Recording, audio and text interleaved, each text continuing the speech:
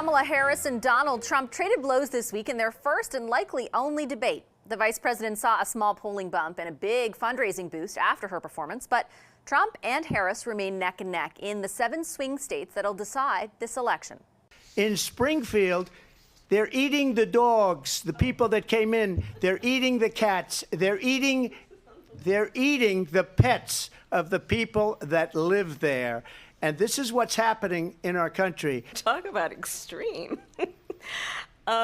This is, I think, one of the reasons why in this election, I actually have the endorsement of 200 Republicans who have formerly worked with President Bush, Mitt Romney, and John McCain, including the endorsement of former Vice President Dick Cheney and Congress member Liz Cheney. With me now is CTV News U.S. political analyst Eric Ham. Hi, Eric. How are you? Hi, it's good to be with you. It's great to be with you, too. I got to start off on the impact of the debate. You were there, first of all. We were talking on debate night on TV. You were in the spin room. You were there when Donald Trump came out. We've had a few days to unpack what the potential impact is. Let me know, do you think this did have a big impact going forward on the campaign? I believe that it did. And the reason why is because, first of all, you got nearly 20 million more people who actually watched this debate than the Biden-Trump debate. In addition to that, we know all of the focus, all of the attention was going to be on Kamala Harris. Could she actually withstand the Q&A, not only coming from the moderators, but the attacks from Donald Trump?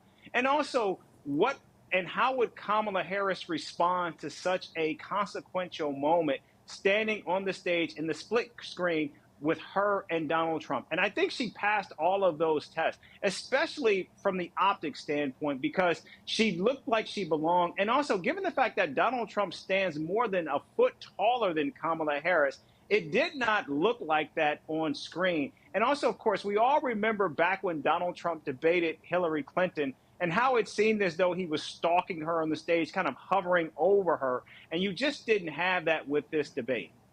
So do you think, everyone's sort of saying, look at the polls. Nationally, she got a bump in some of them already. But does it drill down into those key swing states that will ultimately determine the outcome of the election? Do you have a sense of whether voters who, as hard as it seems to understand, are undecided, were able to make a decision through what took place on Tuesday night?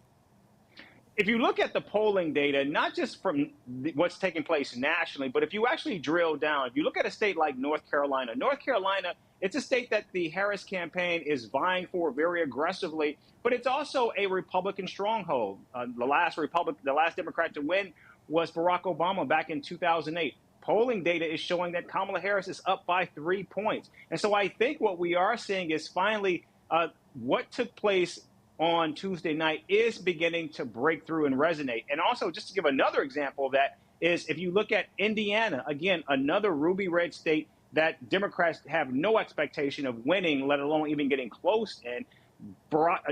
Donald Trump won that state in 2020 by 17 points. He's only leading in Indiana right now by 10 points, which suggests that if Kamala Harris can actually reduce Donald Trump's victory in a state like Indiana, that could actually pose very, very troubling signs for Donald Trump in a state like Florida, where, of course, we know that Democrats are hoping to pick up that Senate seat there.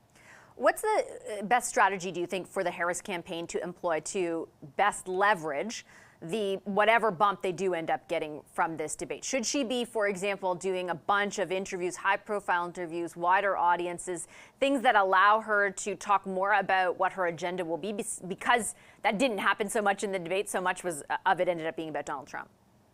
That's a really good question, because the Harris campaign actually do believe that they need to do more to try to break through, especially with these undecided voters. We know that she's going to be doing a one-on-one with Oprah Winfrey next week. In addition to that, she's also going to be speaking with the National Association of Black Journalists. Remember, Donald Trump met with them earlier this summer, and Kamala Harris hasn't had a chance to do that. But the campaign is concerned that there are not enough more breakout moments potentially left between now and November, which is why they're desperately trying to actually create space. And right now, they just don't believe they get enough bang for actually doing interviews with the press. And that's why they're actually pushing for another debate with Donald Trump, because they believe where else are they going to find a captive audience of tens of millions of people that can actually watch and listen to Kamala Harris talk more, not only about her vision for the country, but also share more about her own personal narrative. Donald Trump saying no how, no way, not going to happen. Thanks, Eric. Appreciate it so much. CTV's U.S. political analyst, Eric Ham. You heard Eric and I talk about the significance of those undecided voters in swing states. Here's an explanation of why they're so important. Americans from every state head to the polls on November 5th, but who actually wins the White House? Well, that'll likely be decided by voters in just a handful of them. These are known as swing states, and this election cycle, 7 of them are in play. Pennsylvania, Georgia, North Carolina, Michigan, Arizona, Wisconsin, and Nevada. These 7 states combine for a total of 93 electoral college votes. To call 1600 Pennsylvania Avenue home, a candidate needs 270 electoral college votes to win. Barring any shocking developments, Harris likely has 226 in the bag. Trump, 219. That means those 93 electoral college votes in just 7 states could decide the election. Harris needs 44, Trump needs 51. The crown jewel is Pennsylvania, up for grabs 19 electoral votes. In 2016, Trump won the state. Biden wrestled it back in 2020. In 2024, polls suggest it's neck and neck. To the south, Georgia and its 16 electoral college votes. Biden won the state in 2020 by just over 11,000 ballots. Before that, Georgia voted for the Republican candidate 6 elections in a row. Will the state back Harris or will it go for Trump? Polls suggest Trump has the edge, but Harris has been closing the gap since she took over on the Democratic ticket. North Carolina also boasts 16 electoral college votes. The state has voted for the Republican candidate in 10 of the last elections, and it backed Trump in both 2016 and 2020. Polls suggest Harris's rise to the top of the ticket, though, has put the state back in play. To the north, Michigan, a once reliably blue state, helped put Trump in the White House in 2016. Biden flipped it back to blue in 2020, winning by nearly 3 points.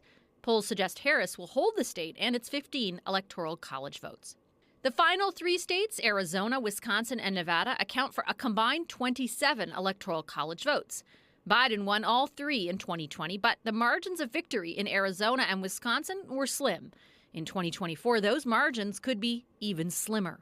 Added up, and in a country of 337 million people, fewer than a million will determine this election.